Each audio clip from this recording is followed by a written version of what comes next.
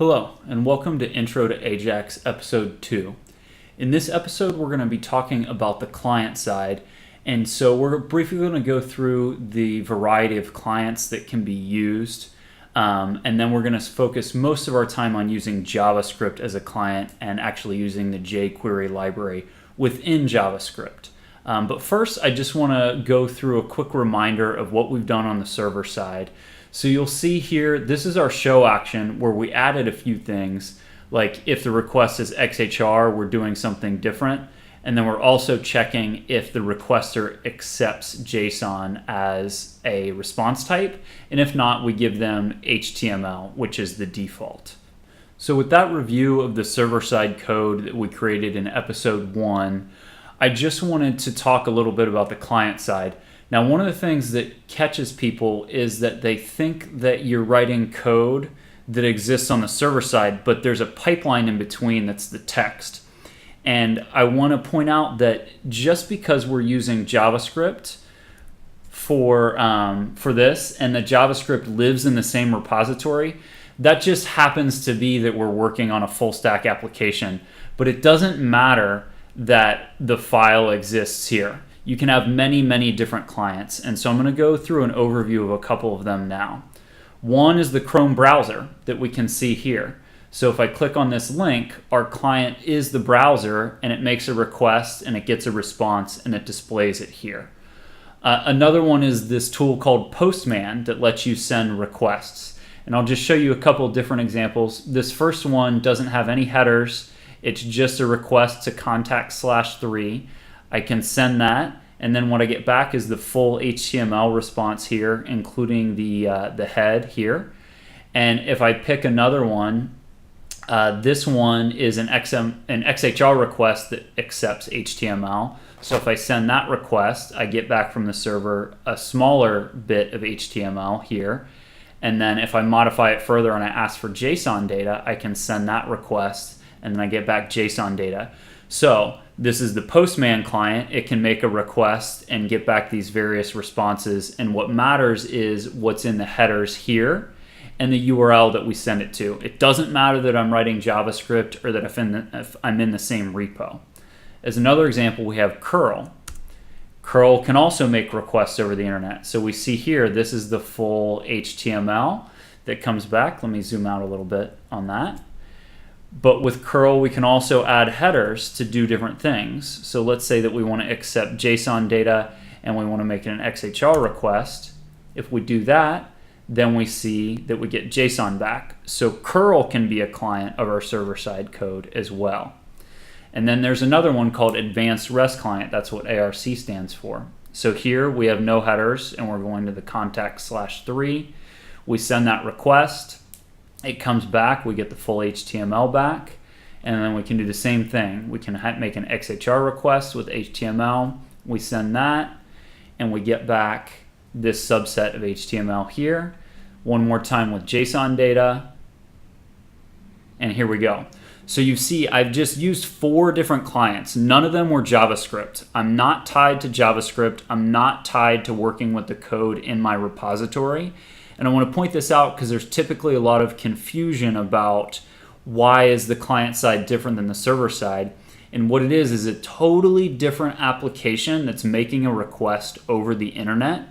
And the most important one that we're going to work with as developers is JavaScript as a client. And we're going to jump into the details of using that now. Now, as a prerequisite to doing the AJAX work that we're going to do today, we have to bind to some click handlers, and event binding and DOM traversal are outside the scope of this video. If you go ahead and type this code out, it will provide what we need for the rest of the work that we need to do today. So the important piece here is that we have this named function show click handler, and you'll see we have it defined up here. And that is basically the hook from the click event into our code that's going to execute the AJAX request. So the first thing that we need to do is we have this E parameter, and that's short for event. And the reason that we have to do prevent default is that normally when you click a link in the browser, it follows that link, it does a full HTTP request and a full page reload. And we're saying we need to prevent that default behavior and do an AJAX request instead. And when we're using jQuery with AJAX, one of the options is you can use a JavaScript plain object. And at a minimum, you need a URL to know where to send the AJAX request to. And I'll show you what this is grabbing. Essentially, this is whatever was clicked on, and then we want the href attribute of that thing. So if I come over here and I'll look at one of the things that we're hooked into, let's say contact number 5, if I inspect that, we can look down here and we see href equals contacts 5. So this slash contacts 5, that's what data we're going to get for the URL here, and that's how the AJAX option is going to be set up, so that when we use jQuery to call AJAX, we can pass in that plain object as our argument, and it knows what URL to go to based on what was clicked. Now, one of the things that you're almost always going to use with AJAX is what's called the done function. And there's a latency when the AJAX request is made. It has to wait for the request to go across the internet, the server to process the request, and it make the round trip back. And JavaScript doesn't wait for that to happen. So what you do is you set up this done function that says, hey, when the response does come back, I have something for you to do. I have a set of instructions for you. And I've used an anonymous function to wrap the actual handler.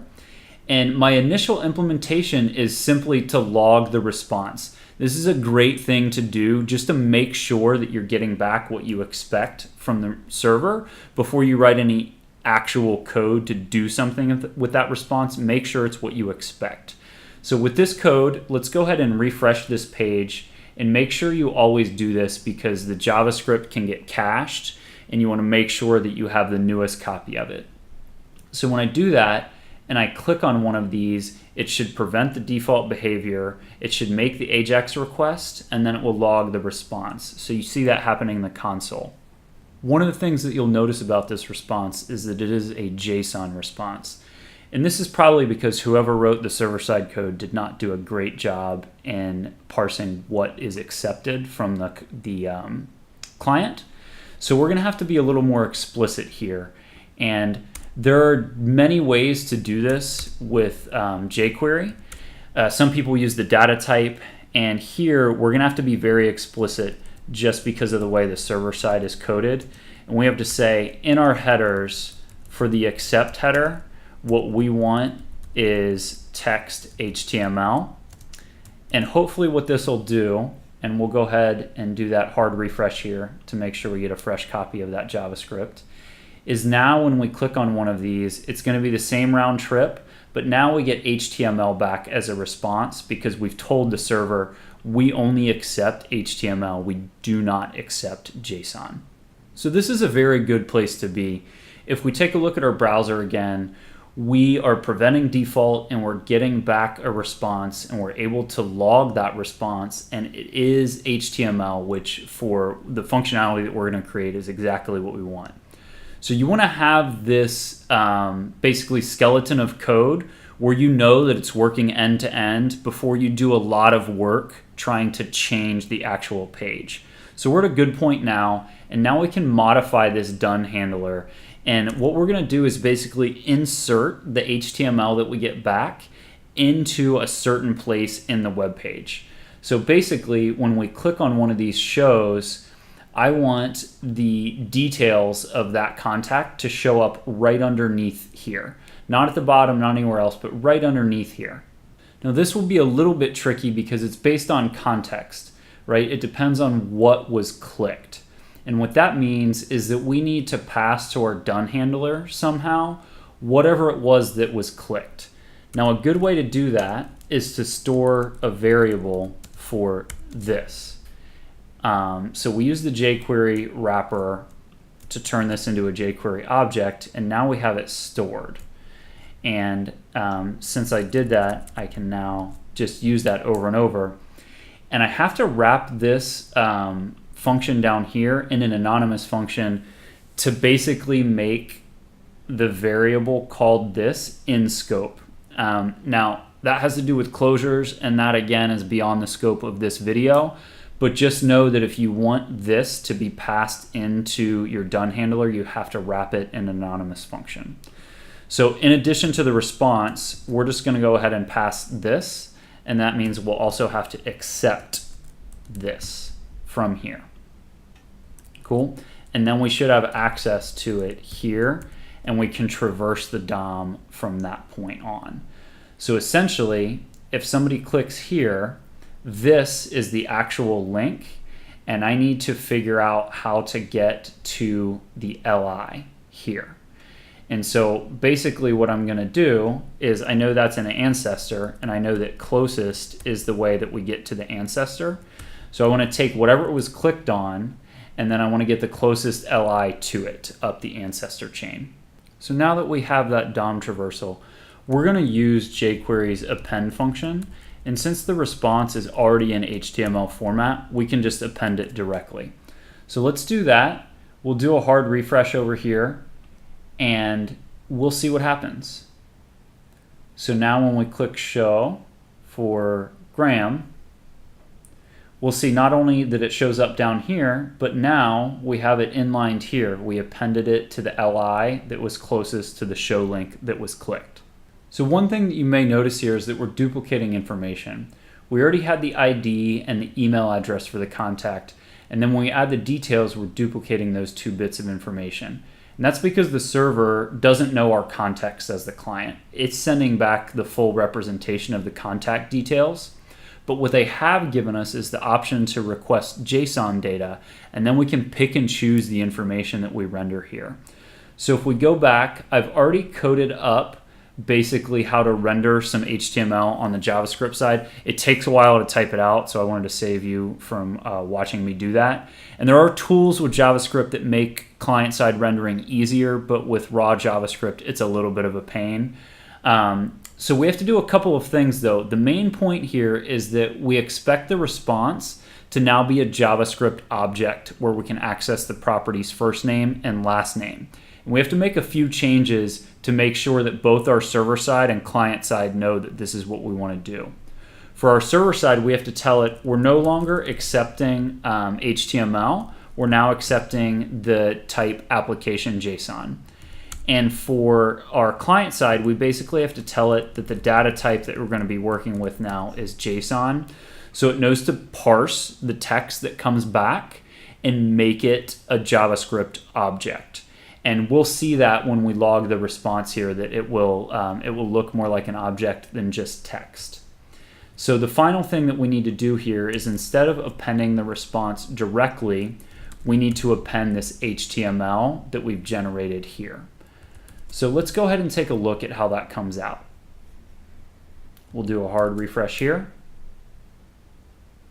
And now when I click on that same contact, what we should see is that just the first name and the last name come back. And you'll see now jQuery knows to parse this as JSON, so we have this nice JavaScript object that's easy for us to work with. So to review what we did today, all the code that we actually wrote was in one file, the application.js file. We wrote the done handler for when the AJAX request completed, and we did some client-side HTML rendering, and we used the response to get the first name and last name of our contact. We did some DOM traversal, and then we appended that HTML. And we had the click handler that actually made the AJAX request. And that happens here with jQuery's AJAX function. And we send it the options that were set up here, where we give it the URL and we change the headers to say that we accept application JSON, and we tell jQuery that we're expecting the JSON data type back. You'll see also that we wrapped the done function in an anonymous function, so this would be in scope and we could use it in our done handler. I have fail and always commented out. We're going to do an extra episode that talks about those, but don't worry about them for this episode.